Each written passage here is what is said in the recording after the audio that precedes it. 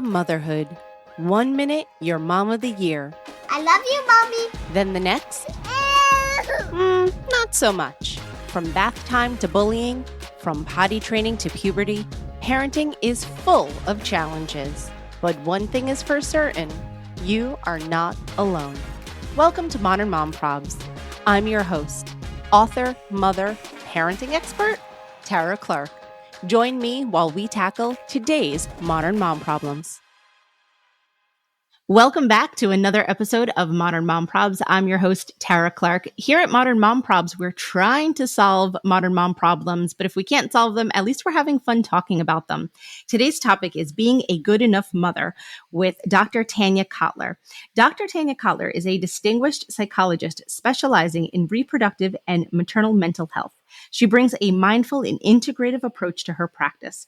As an author, she writes a regular column for Psychology Today, Motherhood Made Real, and has published a number of other works on maternal mental health and parent-child attachment. Tanya, welcome to the show. So, Tanya, you have nearly 20 years of clinical experience. Tell us a little bit about yourself. I always hesitate when I get this question, Tara, because it's 20 years and I don't want to be boring. I'm going to sum up, I guess, my 2 years in two main ways. And the first is that through the last almost 20 years of research and clinical experience, I focused on one main thing, and that's the parent-child relationship. I went into graduate school, even before I got my master's, fascinated by this idea of how those early relationships, that first relationship, if you will, those origin stories, how they can shape us, how they shape our patterns of thinking, feeling, behaving through life. And during my clinical experience from master's to PhD, I really focused first on children. So I guess you could say I started as a child psychologist. I did inpatient work with those who had the most profound mental illness diagnoses. I worked in inner city education, Head Start programs. I worked with children with abuse and neglect. And I began to really realize just how important that early phase was. But I also, the second theme that I began to become aware of was this, what I call it takes two to tango, was that the child's mind matters, but so does the parent's mind. And we lose that a lot. I come from a psychoanalytic perspective, and there's a kind of quiet undertone of focus on the child. You know, we do things because it's in the best interest of the child. That's still kind of around if you watch the ethos of, parenting manuals. We're not actually talking about it from the mother's mind. Parent's mind matters too. We're still kind of talking about do this because it's good for the kid. And I always came from an approach of both minds matter. The mother, I came mostly to maternal, was a child, has a story behind her, was parented in a certain way. Her ancestors live in her. And so I began to actually focus my work on adults, not immediately parents, but first just adult general, did the same track of mostly inpatient and then outpatient. So from more severe mental health to more depression, anxiety. And then I really honed in the last 10 years on that early stage. So those first 5 years of life for both, and on maternal mental health for both mothers and children. And the reason is that I saw it as a crucial point of entry, yes, for child development, but also because I started to notice how much mothers were, as they conceptualized of becoming mothers, even before they were re-experiencing, getting triggered, reparenting themselves, remembering the ways they were parented, and it was affecting them. It was living in them. And it sort of gets woken up in this early phase, right? And many of us, as a mother myself, I know that it happened.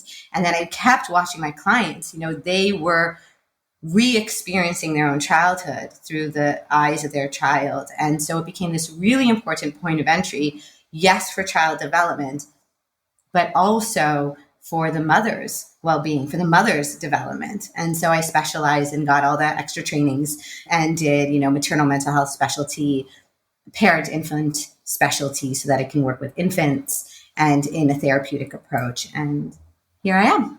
And I'm glad you're here.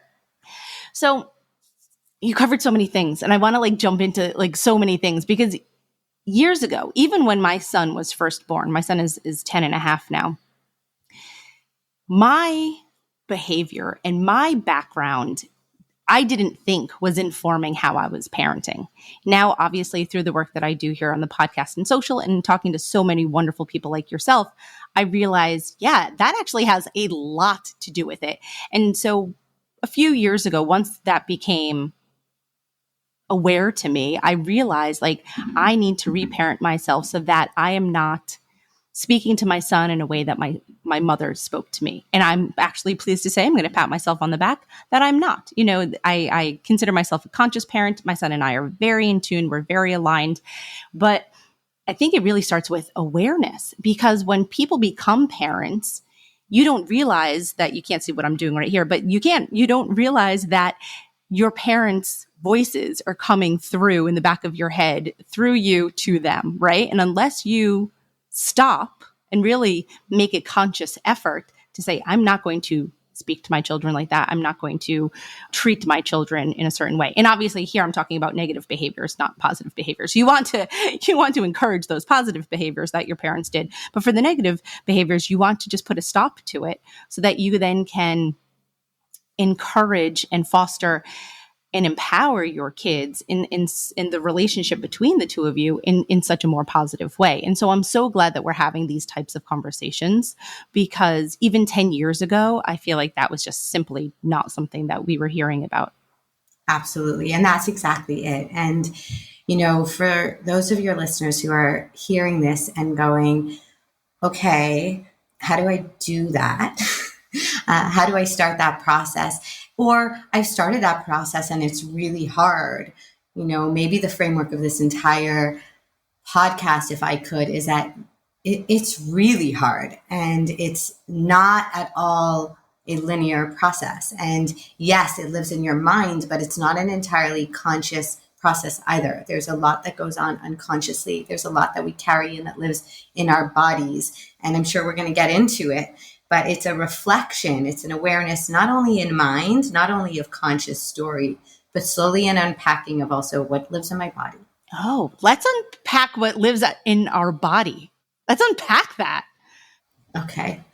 So, I mean, there's a lot of amazing research on intergenerational trauma. And without getting into it completely, what we know is both on an epigenetic level, on a nature level, our genes can change in how we respond. For example, how we respond to stress.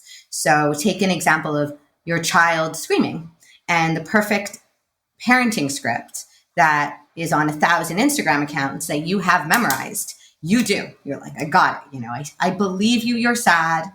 You really wanted the blue bowl. You know, you enter ready. You know, you have the script on the fridge, but your kid doesn't stop crying. And so you do it again. And, you know, we might get into a little bit about good enough mother and good enough child. But for now, you enter it and you do it again. You know, you do the script again. And here we go. But what's going on in your body as that script is happening really matters. And some of that might be, as I said, epigenetic, nature level. Like maybe I have a less flexible nervous system and I move into fight or flight more quickly. And suddenly that yelling gets too much and I go, stop it.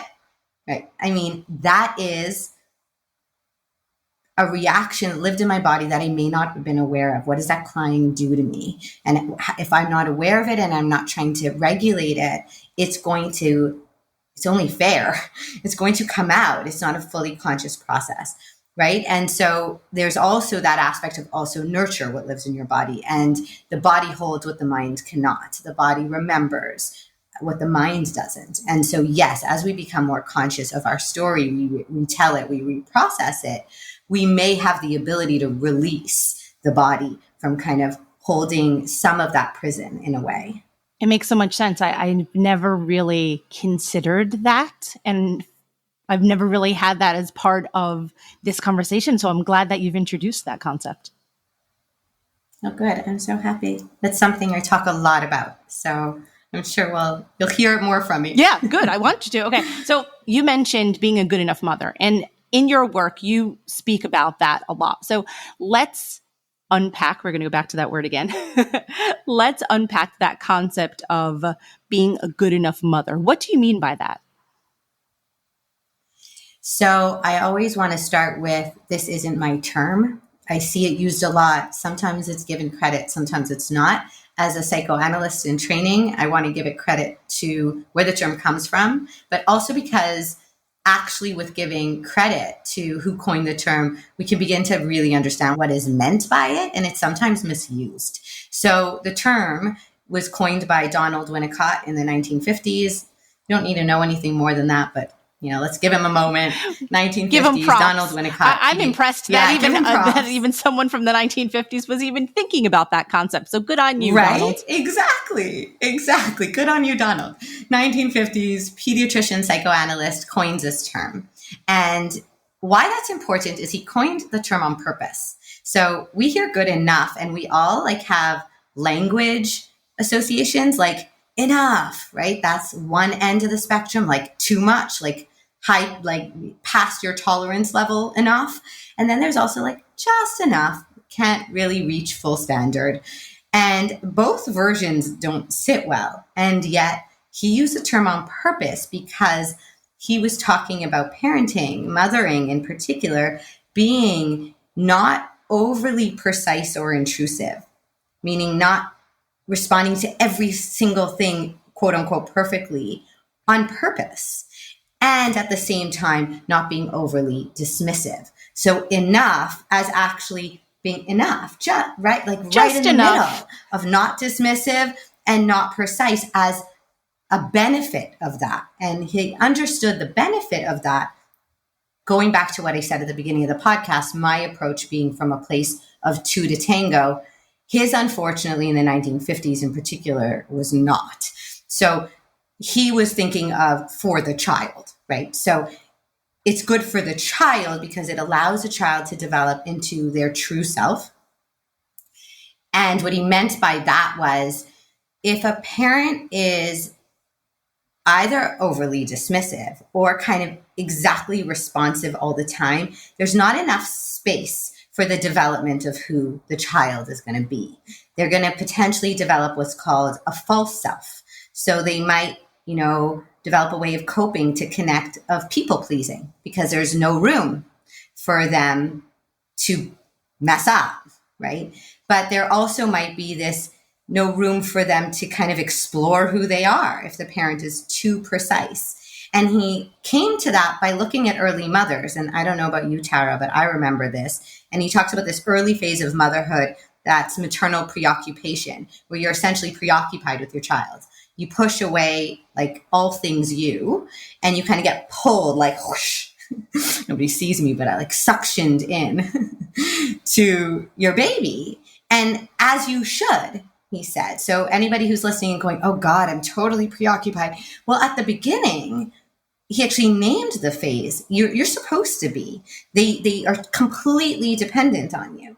But then he referred to this process as they grow, so does the space, literally and metaphorically, between the two of you to allow them to become their own person, and you begin to mirror and reflect it back. The other aspect of what he said was really important about good enough mothering was that it allowed the child to move through what he referred to as failures. And he literally used the term failures on purpose.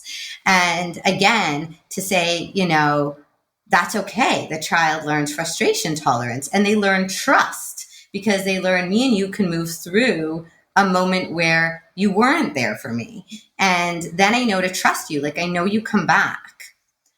What I add to it, I think, or what I think is really important is what we were just referencing very briefly, which is that to me, the good enough mother is the mother who creates space also for herself. And so that her mind is allowed to be good enough, that she's allowed to feel the full range of emotion too. That motherhood is marked by ambivalent feelings, including anger and anxiety and loneliness, and that she's going to have them and that that's okay. And what that does is, first of all, it makes good enough mother the human mother. It allows room for imperfection, all of that. That a lot of us might have heard already. But what it also does is if we really pay attention and it's reducing shame, then it's increasing reflection or curiosity. So for example, your kid's going to camp and they say to you, this might have happened to me yesterday, they say to you, I don't want to go to camp, and I don't want to go to camp. And, you start all the perfect scripts that we talked about. I believe you don't want to go, and you're sad to say goodbye to mommy. But then very quickly you go, you're going to camp. Right? Now, if we get stuck in the shame, I can't believe I did that. I sent them crying off to camp. I can't believe I did it. We get stuck. It's like quicksand.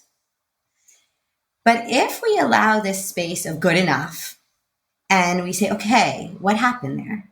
We open up this ability to reflect, this reflective capacity. What was going on with me in my body? What was going on maybe with my child? Why did they say they don't want to go? And slowly, this enters the realm of what I talk about in terms of rupture and repair. But we begin to be able to think about ourselves. I was feeling helpless. I knew I had this podcast with you, Tara, and I needed time to prep, and I needed her to go to camp, right? What happens to me when I feel helpless? How does that live in my body? Maybe from there and then, how would my parents respond to me? But also, what is the experience of helplessness like for me? And there's so much more, but we begin to open up the tool of reflection. And so to me, good enough mothering is essentially tolerance. It's allowing you to tolerate and reflect them, on their mind, and tolerate and reflect on your mind.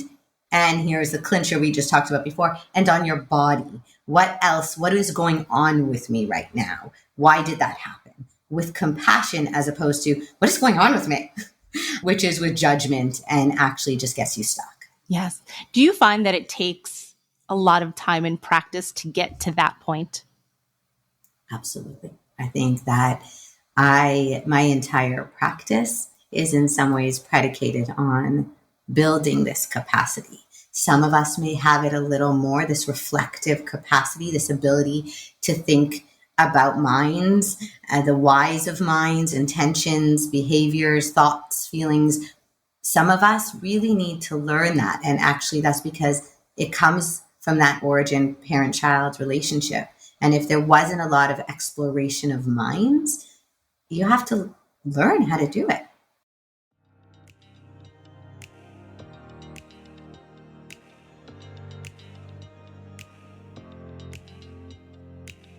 This episode is brought to you by Modern Mom Style Box. Upgrade your wardrobe and enjoy unlimited styles for just $60 a month.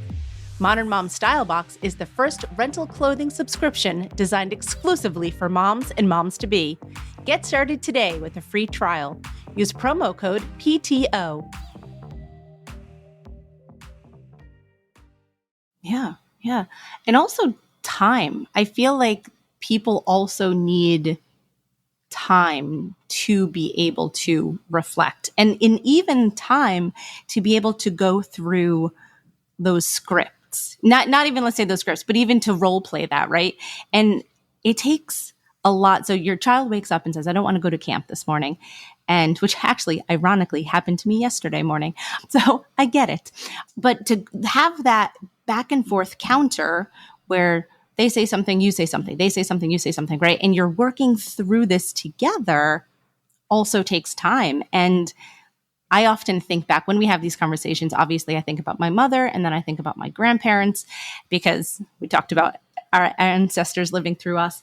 And my grandmother had 4 children, and I don't know if she necessarily had the time to go back and forth with her children. I think it was more of like you're going outside because I said so. And then that was it. And then my mother probably would have been sort of the same way. But for me, I go back and forth with my son and go back and forth with my son. And so not everyone, I feel like, always has the privilege of time on their side. I think that's such an important part of this, because when we're talking about permission to be human and we're talking about reflection, we mean reflection on your body, on your story, on the stories that lived in you, on the there and then, and on your body now in your here and now. And that might literal be things like, did I sleep? Did I eat? Are there 3 kids screaming at the same time? I'm a mother of 3.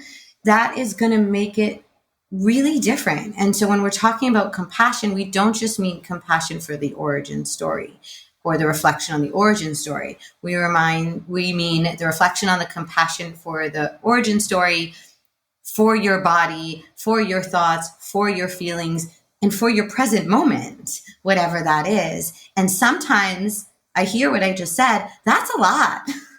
And so you might not do it in the moment. And that's where I guess we can get into this concept of rupture and repair, where you don't manage to do it in the moment. And very often we don't. That was perfect segue, because I was just about to say, you mentioned rupture and repair, and I want to learn more about that. So let's talk about that. Can you elaborate? What is the importance of rupture and repair? How does that work into this process? So the way I think about rupture and repair, and I'm going to kind of insert a pause, is that I consider rupture and repair the two second parts to my four-pronged, what I call 4R method that I've developed around building that secure attachment bond with your child.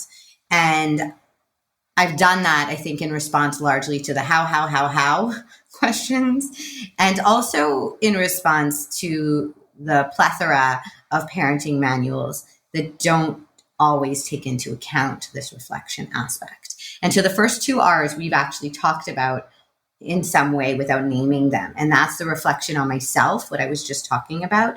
And the second R is the recognition, which is essentially reflection of your child. So the first two R's are in every moment, in every relational match and mismatch, we are trying, and as we said, it's hard and takes time, to reflect on ourselves in our full being and on our child in their full being. The second two R's are the rupture and repair, which is bringing in but a lot of the time, I'm not going to do that. That's good enough because I'm human. And actually, the research on this, Ed Tronick, who is a psychoanalyst and also a researcher on attachment science, has actually even narrowed down to the exact number of, how much mismatch can you do? And he talks about the 70-30, that 70% of the time you can be in mismatch. 70% of the time, secure relationships are in mismatch. And if you really think about it, that's not like, don't worry, but try to be better. He actually talks about it as that's good, going back to good enough. Because from all those experiences of mismatch that are natural and human, all those experiences of rupture, trust increases. This idea that you and I could move through hard things together increases. And so I hear the line all the time of, I can do hard things, or we can do hard things. It's a great line. It doesn't sit in my body fully because it's actually not fully true. We can do hard things together. We can do hard things when we're not alone. We can do hard things when we are felt by someone else. And so these experiences of rupture together, whether it's you driving with your baby, crying in the back seat, and you can't pull over every 5 minutes. I've tried. You can't. So at some point, you got to just drive. And it's a rupture. And we'll talk about repair in a moment. And you'll repair it. But these are constant. The I don't want to go to camp. The gate moment where you say goodbye. They're constant, right? And so beginning to let that in as a 70-30 of tolerable, that word is important, tolerable ruptures that we repair.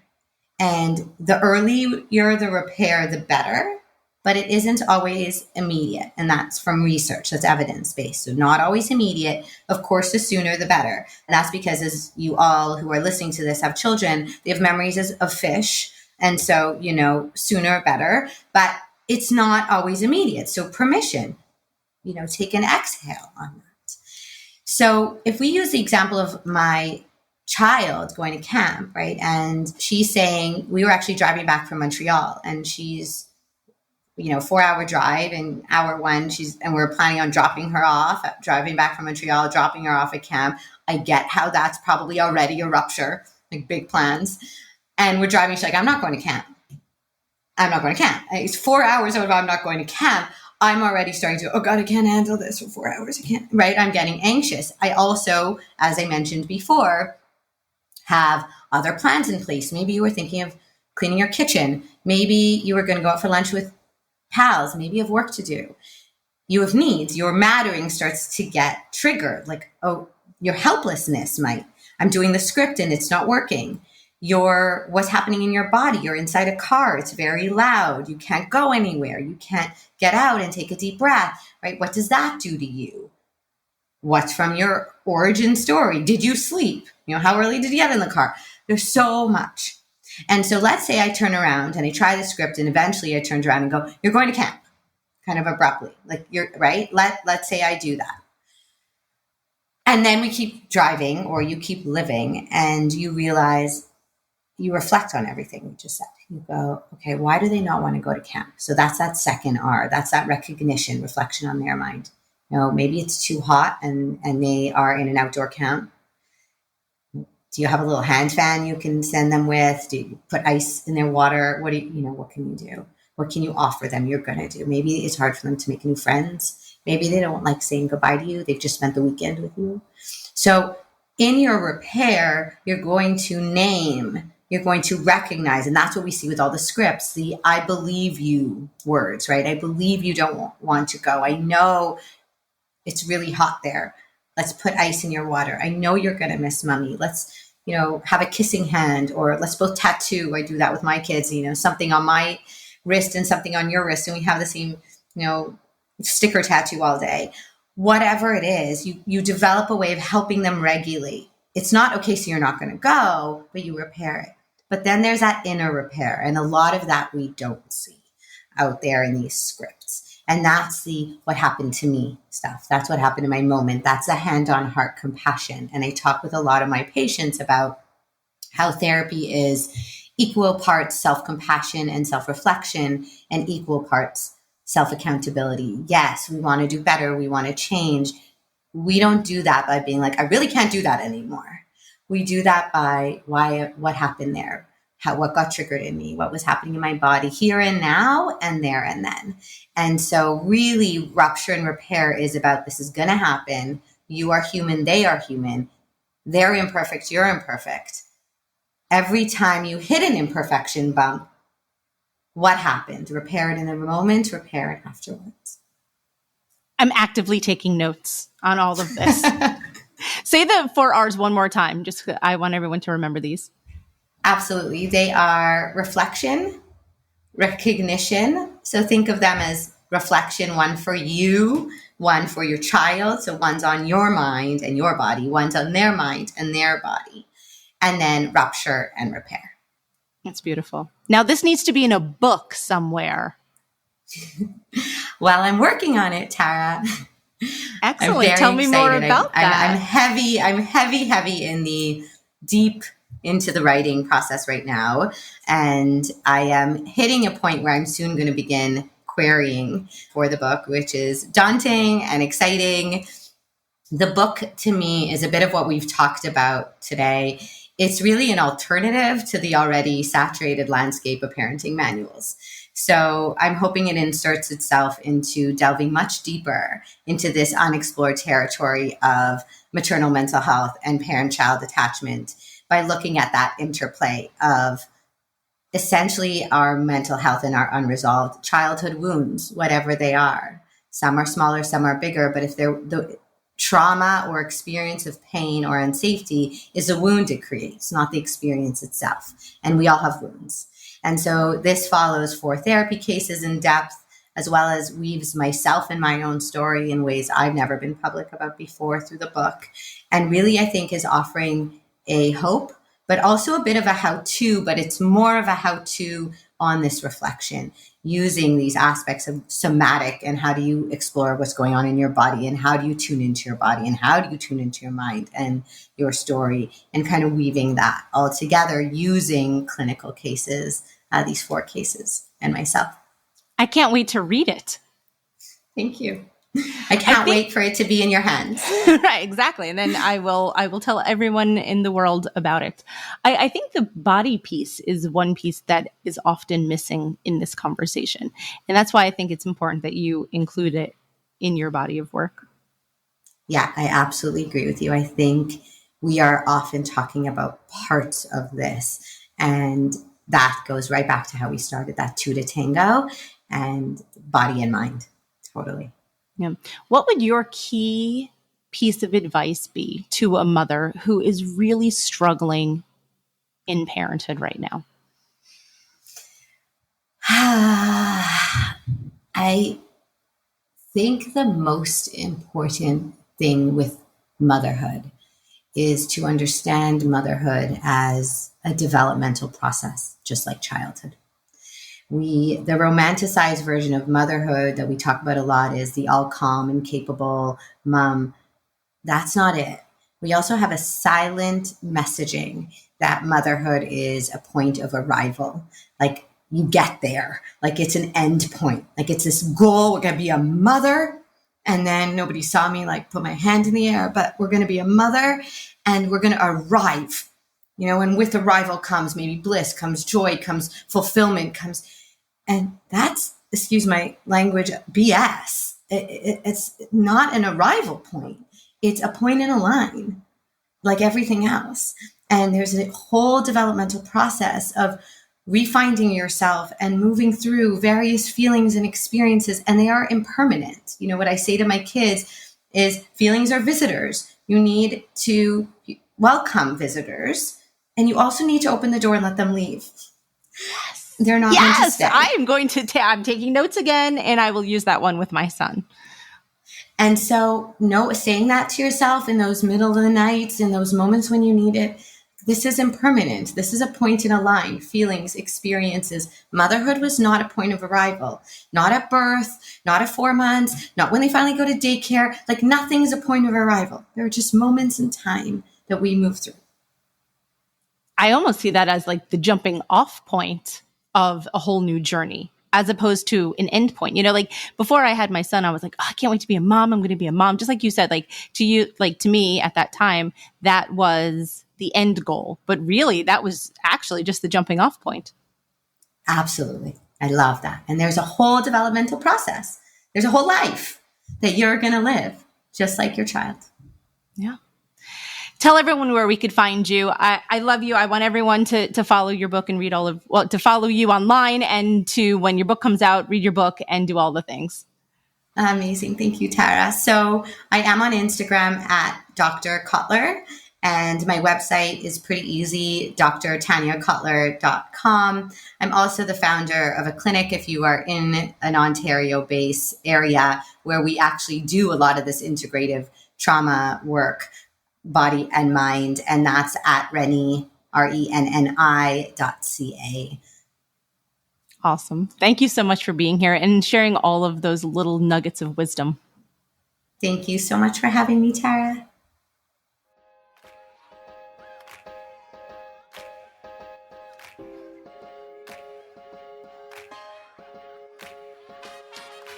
Thanks for listening to today's episode of Modern Mom Probs. I hope you enjoyed our deep dive in today's problem with me, your host, Tara Clark. Join me next time when I'll be interviewing another great guest and tackling another modern mom problem. If you enjoyed today's episode, please leave us a review and a rating. As always, you could head over to Modern Mom Probs on Instagram and give me a follow. Or check out my book, Modern Mom Probs, A Survival Guide for 21st Century Mothers, available online wherever books are sold. Well, that's it for today. See you next time, folks.